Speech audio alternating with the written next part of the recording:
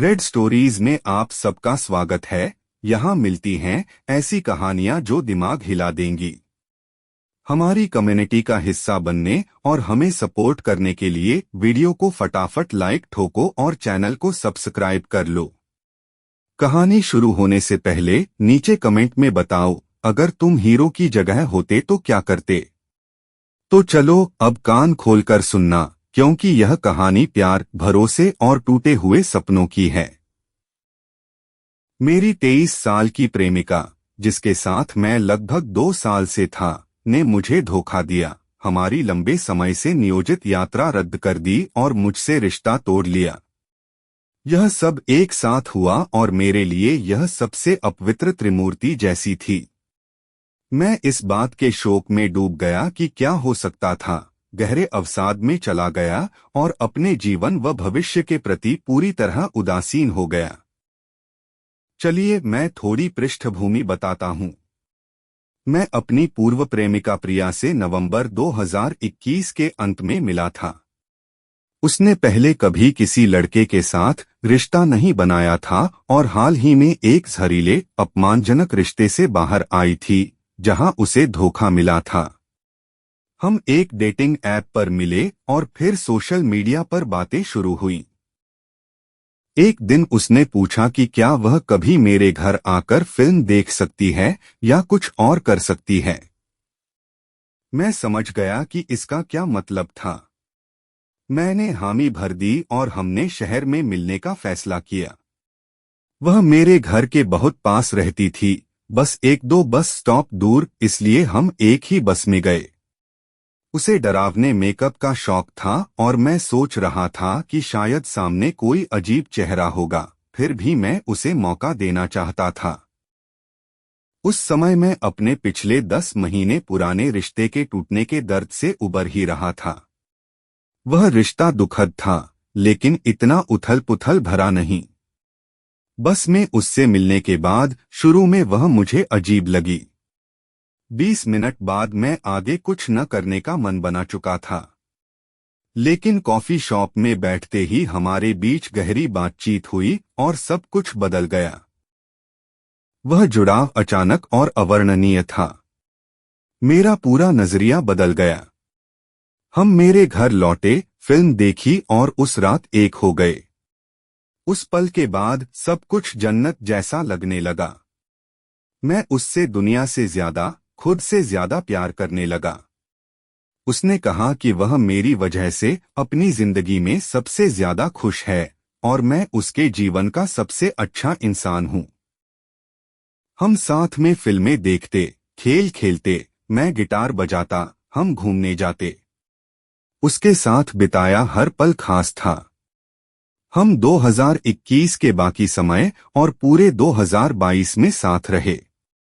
2022 के अंत में हमने दिल्ली की 5 दिन की यात्रा की, जहां वह पहली बार गई थी। वहां बिताया हर दिन यादगार था। मैं उसके दोस्तों और परिवार से मिला। उसके माता-पिता मुझे पसंद करते थे और उसके पिता ने कई बार कहा कि वह मुझसे प्यार करते हैं। यह कहना कि वह लड़की मेरी जिंदगी थी, कम होगा। उसके साथ मैं खुद को पूरा महसूस करता था, जैसे सब कुछ अपनी जगह पर आ गया हो और मुझे अब कुछ और नहीं चाहिए। हम शुरू से मेरे गृहनगर शिमला जाने की योजना बनाते रहे। जून 2023 में आखिरकार यात्रा बुक हुई। वह फरवरी से काम कर रही थी और मेरे पास स्थायी नौकरी नहीं थी, इसलिए उसने लगभग 2.5 लाख का पूरा खर्च उठाया। मुझे बाद में आधा चुकाना था। हमने दादा दादी से मिलने और चंडीगढ़ जाने की भी योजना बनाई थी। मेरा बचपन बेहद उथल-पुथल भरा रहा। 2 साल की उम्र के बाद मैंने अपने पिता को नहीं देखा था। करीब 1 साल पहले हमारा दोबारा संपर्क हुआ और मुझे एहसास हुआ कि वह अच्छे इंसान हैं। यात्रा बुक होने के बाद हमने पहली बार मिलने की योजना बनाई। मैं उस पल का इंतजार कर रहा था, जो मेरे जीवन का बड़ा मोड़ बनने वाला था। यात्रा 15 से 30 अगस्त तक तय थी। हम चिड़ियाघर जाते, पेंगुइन देखते, शिमला का उत्सव मनाते, मेरे दादाजी और उसका जन्मदिन मनाते। एक हफ्ते बाद मैं फ्लैट में लेटा था, उसके प्यार में डूबा हुआ, चेहरे पर बेवकूफी भरी मुस्कान थी। मैंने तय कर लिया कि मैं उससे शादी करूंगा। उसने कई बार पूछा था कि क्या मैं उससे शादी करना चाहता हूं और मैंने हमेशा हाँ कहा था। अब मैंने सच में कदम उठाने का फैसला किया। मैंने लगभग 1.5 लाख की सगाई की अंगूठी किश्तों पर खरीदी। योजना थी कि जाखू हिल पर जाकर, चोटी पर घुटनों के बल बैठकर मैं उससे शादी के लिए पूछूंगा। मुझे 10 जुलाई के आसपास एक होटल में रिसेप्शनिस्ट की नौकरी मिल गई थी, जिसका एक कारण यह भी था कि मैं अपनी प्रेमिका को पैसे वापस कर सकूं। इंटरव्यू में ही मैंने साफ बता दिया था कि 15 से 30 अगस्त तक मैं उपलब्ध नहीं रहूंगा, क्योंकि हम एक खास यात्रा पर जा रहे थे। उन्होंने उस अवधि में मुझे शिफ्ट नहीं दी। काम शुरू हुआ, सब ठीक चल रहा था, बस मिलने का समय थोड़ा कम हो गया। हम पहले जितनी बार मिलते थे उतना अब नहीं मिल पा रहे थे, लेकिन मुझे लगा कि हमारा रिश्ता इतनी दूरी सहन कर सकता है। आखिर हमारे सामने एक शानदार यात्रा थी। हम अब भी हफ्ते में 2-3 बार मिल लेते थे। मुझे भरोसा था कि यह बस एक अस्थायी दौर है और सब कुछ जल्द ही पहले जैसा हो जाएगा। मेरे शहर में 13 से 15 जुलाई के बीच एक स्थानीय संगीत समारोह था। मेरी शिफ्ट की वजह से मैं उसके साथ नहीं जा सका, लेकिन मैंने उसे शुभकामनाएं दी। वह दोस्तों के साथ गई। शायद उसी समय से वह मुझसे थोड़ा दूर होने लगी थी, हालांकि तब मैंने इस बदलाव पर ज्यादा ध्यान नहीं दिया।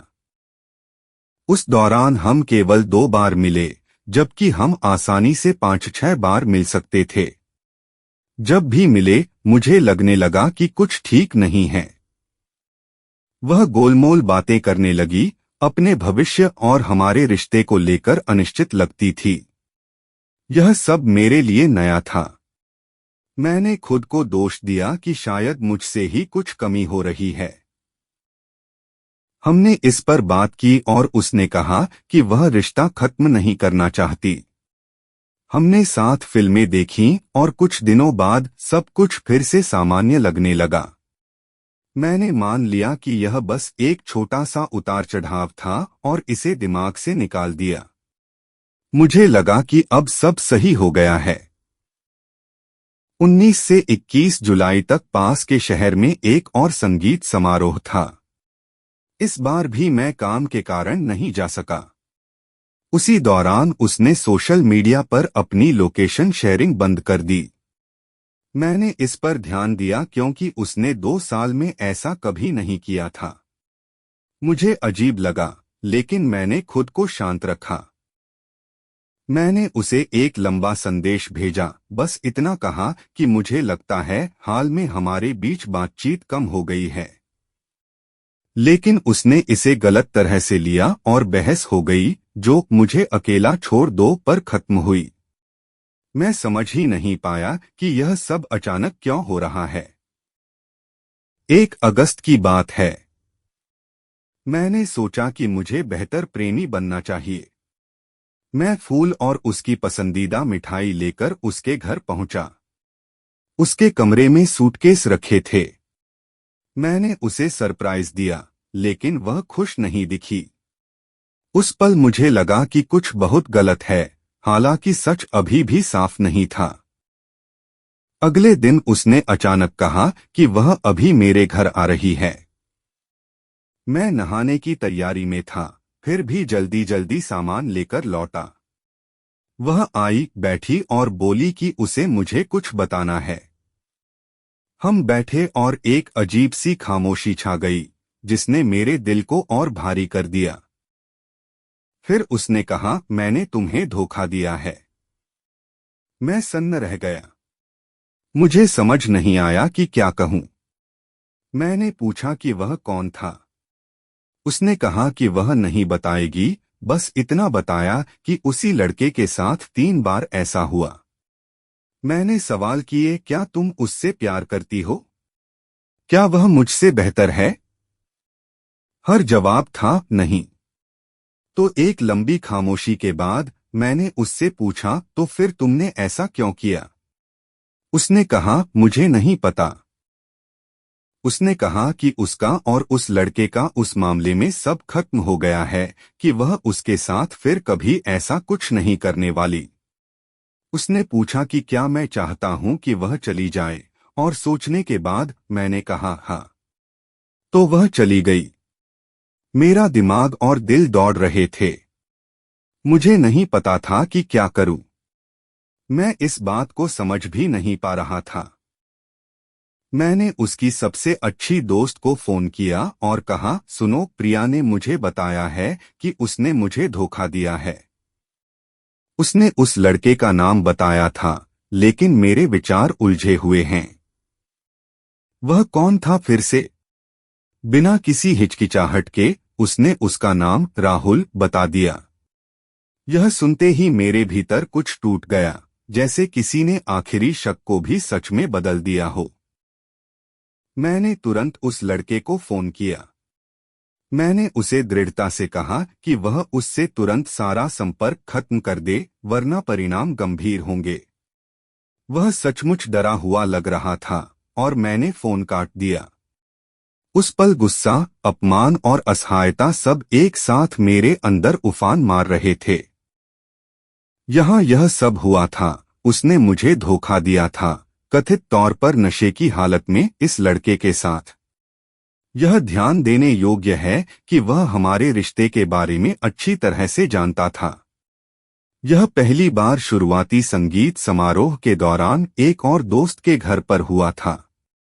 फिर एक दूसरे शहर में, जहां वह रहता था, उसने मुझे उसके साथ फिर से धोखा दिया। एक बार नहीं, बल्कि 2 बार। यह सबसे घिनौनी, नीच, बेरहम और शैतानी हरकत थी जिसकी कल्पना की जा सकती है। और मैं यहाँ यह सोच रहा था कि मैंने कुछ गलत किया है। उसने बाद में खुद माना कि मैंने कुछ भी गलत नहीं किया था, फिर भी उसने हफ्तों तक यह बात मुझसे छिपाए रखी। उसने मुझे यह सोचने दिया कि गलती मेरी है, और मेरे सामने मुझे स्पष्ट रूप से परेशान और भावुक होते देखा। उस अपराधबोध ने मुझे अंदर से तोड़ दिया था। मैं खुद को सुधारने की कोशिश करता रहा, जबकि सच यह था कि मैं पहले से ही पर्याप्त था। उस लड़के को फोन करने के बाद मैं साइकिल चलाकर उसके घर गया। मैं एक तरह के धुंध में था। मुझे ठीक से याद नहीं कि मैंने क्या कहा, लेकिन कुछ ऐसा कहा, ठीक है, तुमने बहुत बड़ी गलती की है, लेकिन मैं तुम्हें इस बार माफ कर रहा हूं। हम अपनी यात्रा पर चलेंगे और सब कुछ फिर से ठीक हो जाएगा। तब उसने कुछ ऐसा कहा, ओह, मुझे नहीं पता। मुझे अभी किसी रिश्ते में रहने का मन नहीं है, और इसी तरह की बातें। मैंने उसे इस बारे में सोचने के लिए कहा और फिर घर आ गया। साइकिल चलाते हुए भी मुझे महसूस हो रहा था कि जो मैंने कहा वह मेरा सच नहीं था। मेरा दिमाग बस किसी तरह सब कुछ बचाने की कोशिश कर रहा था। हकीकत यह थी कि मैं उसे उसके किए के लिए कभी माफ नहीं कर सकता था। घर पहुंचकर मैं बस बैठा रहा और सोचता रहा। पहले कुछ दिनों तक मैं लगभग सो ही नहीं पाया, क्योंकि दिल तेजी से धड़कने लगता था। जैसे ही मैं लेटता, मेरे दिमाग में यह ख्याल घूमने लगते कि मैं उस लड़के को किस किस तरह से सबक सिखाऊंगा। खाने का मन नहीं करता था, इसलिए मैंने खाना छोड़ दिया। कुछ भी करने की इच्छा नहीं बची थी। मैं पूरी तरह टूट चुका था, अंदर से खाली और थका हुआ। मैंने उससे फोन पर बात की और कुछ आधे अधूरे, मन से निकले अपमानजनक शब्द कहे। मुझे पता था कि वह मेरी आवाज से समझ सकती है कि उसने सच में किसी दूसरे इंसान को इस मामले में मुझे बहुत गहरी चोट पहुंचाई है। हर शब्द में मेरा दर्द झलक रहा था। लगभग 1 घंटे और 20 मिनट तक बात करने के बाद उसने अपना बचा हुआ सामान उठाया, मुझे गले लगाया और कहा कि मैं कोई बेवकूफ़ी न करूं या खुद को चोट न पहुंचाऊं, और फिर चली गई। उसके जाने के साथ ही घर और ज्यादा खाली लगने लगा। मैंने उसे हर सोशल मीडिया प्लेटफॉर्म से हटा दिया और ब्लॉक कर दिया। मैंने उसे एक आखिरी संदेश भेजा, एक ऐसे गाने का लिंक जिसका मतलब था कि अब हम एक दूसरे के लिए अजनबी बन चुके हैं। वह आखिरी डोर भी वहीं टूट गई। यह पिछला 1.5 महीना नरक जैसा रहा है। जीवन में जो कुछ भी अच्छा लगता था और भविष्य में जिसका इंतजार था, वह सब एक पल में मुझसे छिन गया। मेरे मन में अब भी उसके लिए भावनाएं हैं। मुझे लगता है कि मैं अब भी उससे प्यार करता हूं। मुझे लगता है कि मेरी आदत है कि मैं जिन लोगों से सबसे ज्यादा प्यार करता हूं, उन्हें मुझे चोट पहुंचाने और बच निकलने देता हूं। वह बाहर दूसरे लड़कों से मिल रही है, पार्टियों में जा रही है, मजे कर रही है, और मैं ज्यादातर दिन अकेला रहता हूं। मैं बस सोशल मीडिया पर स्क्रॉल करता रहता हूं, वीडियो देखता हूं और फिर नींद की गोलियों से खुद को सुला देता हूं ताकि दिन किसी तरह खत्म हो जाए। 2 साल तक मैं एक प्यार भरे रिश्ते में था और अब सब कुछ जैसे मिट गया है। मेरी प्रेमिका ने मुझे कई बार धोखा दिया और अचानक सब कुछ खत्म कर दिया। इस प्रक्रिया में हमारी लंबे समय से प्रतीक्षित और महंगी यात्रा भी रद्द हो गई। माफ करना, यह कहानी बहुत लंबी हो गई, लेकिन मैं पूरी और सच्ची तस्वीर सामने रखना चाहता था। मैं क्या करूं? इस पूरी तरह की निराशा से कैसे निकलूं? मुझे नहीं लगता कि किसी ने मुझे पहले कभी इतनी बुरी तरह से चोट पहुंचाई है। ईमानदारी से कहूं तो किशोरावस्था के बाद मैंने आत्महत्या के बारे में कभी गंभीरता से नहीं सोचा था, लेकिन अब मेरा दिमाग उसी तरफ चला गया है। मुझे बस यह सब अपने सीने से उतारना था।